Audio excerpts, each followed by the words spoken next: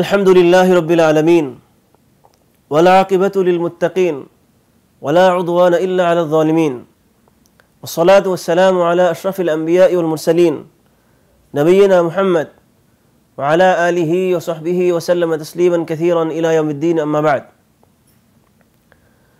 هذا هو الدرس الرابع والعشرون وعنوان هذا الدرس هو فضل طلب العلم সম্মানিত বাংলাভাষী ভাইয়েরা, সুপ্রিয় বন্ধুগণ, আমাদের ধারাবাহিক আলোচনার আজকের 24তম আলোচনা। আজকে আলোচনার বিষয় হচ্ছে জ্ঞান অর্জনের গুরুত্ব এবং ফজিলত। এবং এখানে জ্ঞান বলতে ইসলামী শরীয়তের জ্ঞানকে আমি বুঝিয়েছি। সম্মানিত ভাইয়েরা, সুপ্রিয় বন্ধুগণ, রব্বুল আলামিন কোরআনুল কারীম নাজিলের শুরুতেই মহান রব্বুল আলামিন তার ঈমানদার বান্দাদেরকে জ্ঞান অর্জনের জন্য আদেশ করেছেন, উৎসাহ দিয়েছেন। সর্বপ্রথম যে আয়াত নাজিল হয়েছে সেটি হচ্ছে ইকরা বিসমি রাব্বিকাল্লাযী খলাক, পড়ো তোমার সেই রবের নামে যিনি তোমাকে সৃষ্টি করেছেন। সুতরাং পড়তে বলেছেন, আল্লাহ তাআলা পড়তে বলেছেন। আর পড়াটি হচ্ছে জ্ঞান অর্জনের প্রথম সোপান বা প্রথম পদক্ষেপ। সম্মানিত ভাইরা, সুপ্রিয় বন্ধুগণ, জ্ঞান অর্জনের গুরুত্ব এবং ফজিলত এই বিষয়টি সংক্ষেপে বলা কঠিন, তারপর আমি সংক্ষিপ্ত আকারে আপনাদের সামনে উপস্থাপন করার চেষ্টা করব।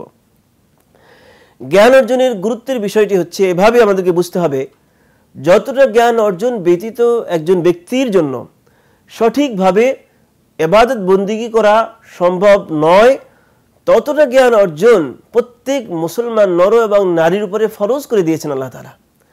আল্লাহ রাসূল সাল্লাল্লাহু আলাইহি ওয়াসাল্লাম বলেছেন, তলাবুল ইলমি ফরিয়দাতুন আলা কুল্লি মুসলিম, প্রত্যেক মুসলমানের উপরে জ্ঞান অর্জন করা ফরজ। এবং সেই ফরজ হচ্ছে যতটা জ্ঞান অর্জন ব্যতীত সঠিকভাবে আল্লাহ তাআলার ইবাদত করা অসম্ভব। সুতরাং ইবাদত বন্দেগীর বিধিবিধান সমূহ যেমন জানা ফরজ, তেমনিভাবে হালাল হারাম সে সকল বিষয়গুলো আমাদের জানা ফরজ। তেমনিভাবে মুআমালাতের যে বিষয়গুলো, মানব সমাজে চলতে গিয়ে আমার দৈনন্দিন জীবনের প্রয়োজনীয় বিষয়গুলো এবং সেই ক্ষেত্রে প্রয়োজনীয় মাসালাগুলো জানা ফরজ। সম্মানিত ভাইরা, সুপ্রিয় বন্ধুগণ, যতটা জ্ঞান অর্জন ব্যতীত একজন ব্যক্তি ইমানদার হিসাবে বেঁচে থাকা সম্ভব নয়, ততটা জ্ঞান অর্জন সকল মুসলমানের উপরে ফরজ, আল্লাহ তাআলা ফরজ করে দিয়েছেন। এবার আসুন জ্ঞান অর্জনের গুরুত্বের সাথে সাথে ফজিলতের বিষয়টি আমরা জানার চেষ্টা করি। জ্ঞান অর্জনের ফজিলতের বিষয়টি বলতে গেলে প্রথমেই যে হাদিসটা আমাদেরকে উল্লেখ করতে হয়, রাসূল সাল্লাল্লাহু আলাইহি ওয়াসাল্লামের অমিয় বাণী, সহিহ হাদিস। আল্লাহ রাসূল সাল্লাল্লাহু আলাইহি ওয়াসাল্লাম বলেন, মান সালাকা তরিকান ইয়ালতামিসু ফীহি ইলমান সাহহালাল্লাহু লাহু বিহি তরিকান ইলা জান্নাহ। যে ব্যক্তি জ্ঞান অর্জন করলো, যে ব্যক্তি পথ চললো, যেই পথে সে জ্ঞান অর্জন করে, এই জ্ঞান অর্জনের জন্য পথ চলার কারণে আল্লাহ তাআলা তার জন্য জান্নাতে পৌঁছার পথ সহজ করে দেন। সুবহানাল্লাহ। একজন ব্যক্তি জান্নাতে যাওয়ার পথ রব্বুল আলামিন সহজ করে দেন যদি সেই ব্যক্তি জ্ঞান অর্জনের পথে পা বাড়ায় তথা কোরআন এবং সুন্নাহর জ্ঞান অর্জনের জন্য অগ্রসর হয়, তাকে জান্নাতে পৌঁছার পথ রব্বুল আলামিন সহজ করে দেন। আল্লাহ তাআলা অন্য আয়াতে বলেন, ইয়ারফাইল্লাহু আল্লাযীনা আমানু মিনকুম ওয়াল্লাযীনা উতুল ইলমা দারাজাত। আল্লাহ তাআলা ওই ব্যক্তির মর্যাদা বাড়িয়ে দেন যিনি ইমানদার এবং যাকে জ্ঞান দেওয়া হয়েছে, অর্থাৎ ওহির জ্ঞানে যিনি সমৃদ্ধশালী, ওহির জ্ঞান যিনি অর্জন করেছেন, সেই ব্যক্তির মর্যাদা আল্লাহ তাআলা বাড়িয়ে দেন। এবং বলেছেন দারাজাত, অর্থাৎ অনেক মর্যাদা, আল্লাহ তাআলা তাকে অনেক মর্যাদা বাড়িয়ে দেন। এই জন্য দেখবেন দুনিয়াতে নির্ভরযোগ্য উলামায়ে কেরাম যারা ইতিমধ্যে গত হয়ে গেছেন, আমাদের সালফে সালিহিন বড় বড় উলামায়ে কেরাম, আজও পর্যন্ত শত শত বছর যারা অতিবাহিত হয়ে গেছে, যাদের ইন্তিকাল হয়ে গেছেন হাজার বছর আগে, কিন্তু আজকেরও দুনিয়ার ইমানদার মুসলমানরা তাদেরকে সম্মান এবং শ্রদ্ধার সাথে তাদেরকে স্মরণ করে। ইমাম বুখারী, ইমাম মুসলিম, ইমাম আবু দাউদ, তিরমিজি, নাসাই, ইমাম আবু হানিফা, ইমাম আহমদ বিন হাম্বল, ইমাম শাফি, ইমাম মালিক, এই ধরনের বড় বড় উলামায়ে কেরামদের এবং তাদের পূর্বে সাহাবায়ে কেরামদের লোকেরা শ্রদ্ধার সাথে স্মরণ করে এবং তাদের জন্য দোয়া করে। যখন বলে ইমাম বুখারীর সাথে সাথে বলে রাহিমাহুল্লাহ, ইমাম মুসলিম রাহমাতুল্লাহ আলাইহি, ইমাম আবু হানিফা রাহমাতুল্লাহ আলাইহি, এইভাবে তাদের কথা স্মরণ করার পাশাপাশি তাদের জন্য দোয়া করতে থাকে। এটাই আল্লাহ তাআলা বলেছেন, ইয়ারফাইল্লাহু আল্লাযীনা আমানু মিনকুম ওয়াল্লাযীনা উতুল ইলমা দারাজাত। তোমাদের মধ্যে যারা ঈমানদার এবং যাদেরকে জ্ঞান দেওয়া হয়েছে তাদের মর্যাদা আল্লাহ তাআলা বাড়িয়ে দেন। সম্মানিত ভাইরা, সুপ্রিয় বন্ধুগণ, রব্বুল আলামিন এভাবেই আলেমদেরকে মর্যাদা বাড়িয়ে দিয়ে থাকেন দুনিয়াতে এবং আখিরাতে। আখিরাতে তো আছেই, আখিরাতে তো দিবেনই, দুনিয়াতেও তাদের মর্যাদা আল্লাহ তাআলা বাড়িয়ে দেন। দুনিয়াতে অনেক বড় বড় সম্পদশালী, অনেক বড় বড় ক্ষমতাশীল ব্যক্তিরা হারিয়ে যায়। কালের পরিবর্তনের সাথে সাথে, যুগের পরিবর্তনের সাথে সাথে লোকেরা তাদেরকে ভুলে যায়। কিন্তু সঠিক উলামায়ে কেরাম, নির্ভরযোগ্য উলামায়ে কেরাম যারা ইলম অর্জন করেছেন এবং আমল করেছেন, সেই সকল উলামাদেরকে লোকেরা যুগের পরে যুগ স্মরণ করে, তাদেরকে লোকেরা শ্রদ্ধার সাথে স্মরণ করে এবং তাদের জন্য দোয়া করতে থাকে, যেটা অন্যদের ক্ষেত্রে হয় না। যেমন আমি উদাহরণস্বরূপ বলবো যে ইমাম মুসলিম রাহিমাহুল্লাহ, আজকে যদি কোনো ব্যক্তিকে জিজ্ঞেস করা হয় ইমাম মুসলিম রাহিমাহুল্লাহ যখন জন্মগ্রহণ করেছিলেন এই দুনিয়াতে, তিনি যখন ইলম অর্জন করেছিলেন, তখনকার পৃথিবীর বড় বড় রাজা বাদশাদের দুইজনের নাম বলেন তো কেউ বলতে পারবেন না। কিন্তু ইমাম মুসলিম রাহিমাহুল্লাহ, তাকে ঠিকই লোকেরা চিনবে, তাকে ঠিকই লোকেরা বুঝবে। সম্মানিত ভাইয়েরা, সুপ্রিয় বন্ধুগণ, এভাবেই রব্বুল আলামিন ওলামাদেরকে মর্যাদা দিয়ে থাকেন, ওলামাদেরকে সম্মান দিয়ে থাকেন। সম্মানিত ভাইয়েরা, সুপ্রিয় বন্ধুগণ, আরেকটি বিষয় এখানে আমাদেরকে মনে রাখতে হবে যে আমরা জ্ঞান অর্জন করব। আল্লাহ তাআলা যেমন জানার কথা আগে বলছেন, ফা'লাম আন্নাহু লা ইলাহা ইল্লাল্লাহ, তোমাদের জেনে রাখা উচিত যে আল্লাহ ব্যতীত সত্যিকারের আর কোনো ইলাহ নেই, তিনি একমাত্র ইলাহ।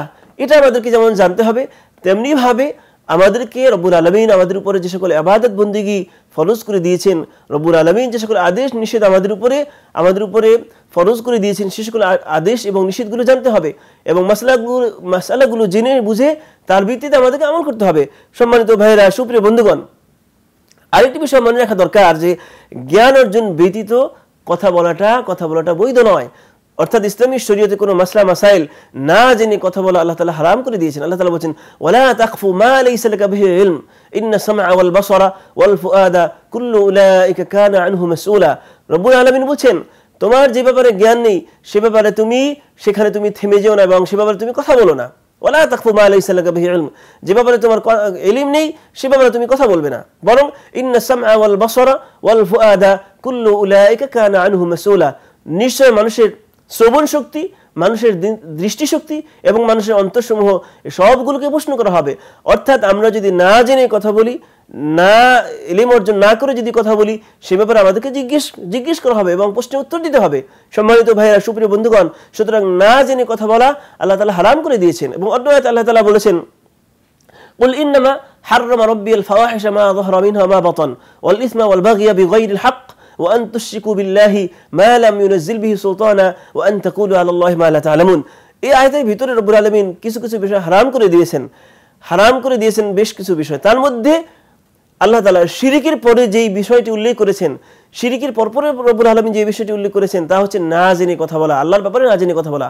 আল্লাহ বলছেন, وأن تقولوا على الله ما لا تعلمون, যে ব্যাপারে তুমি জানো না সে ব্যাপারে কথা বলা। অর্থাৎ না জেনে কথা বলা সেটা রব্বুল আলামিন হারাম করে দিয়েছেন। অতএব আমাদেরকে জানতে হবে, বুঝতে হবে, জ্ঞান অর্জন করতে হবে। ইলম অর্জন ব্যতীত আমরা সঠিক কথা বলতে পারবো না এবং নিজেরাও আমল করতে পারবো না, অন্যদেরকে বলার আগে নিজেরাও তো আমল করতে পারবো না। এই জন্য সুপ্রিয় বন্ধুগণ, আমাদেরকে ইলম অর্জনের গুরুত্ব যেমন বুঝতে হবে, ইলম অর্জনের ফজিলতের দিকগুলো আমাদের মাথায় রাখতে হবে, তেমনি ভাবে সঠিকভাবে আমল করার জন্য আমাদেরকে জ্ঞান অর্জন করতে হবে।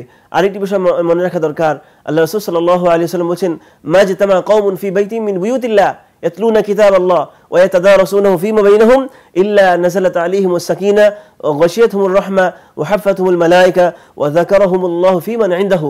রাসূল সাল্লাল্লাহু আলাইহি ওয়াসাল্লাম বলেন, কোন সম্প্রদায়ের লোকেরা যখন কোথাও বসে, সেখানে গিয়ে যখন আল্লাহ তাআলা কিতাবকে তেলাওয়াত করে, সেই কিতাবকে জানার চেষ্টা করে, স্টাডি করে, গবেষণা করে, ইল্লা নাযালাত আলাইহিমুস সাকিনা, তাদের উপরে প্রশান্তি বর্ষিত হতে থাকে, ওয়া হাফাতহুমুল মালায়েকা ওয়া গাশিয়াতহুমুর রাহমা, এবং তাদেরকে আল্লাহ তাআলা রহমত ঢেকে রাখে, ওয়া হাফাতহুমুল মালায়েকা, এবং তাদেরকে চতুর্দিকে ফেরেশতারা ঘিরে রাখে, ওয়া যাকারাহুমুল্লাহু ফীমান ইনদাহু, এবং আল্লাহ তাআলা তার নিকটবর্তী ফেরেশতাদের সামনে তাদের কথা উল্লেখ করেন, অর্থাৎ তাদেরকে নিয়ে আল্লাহ রাব্বুল আলামিন অহংকার করেন, গর্ব করেন।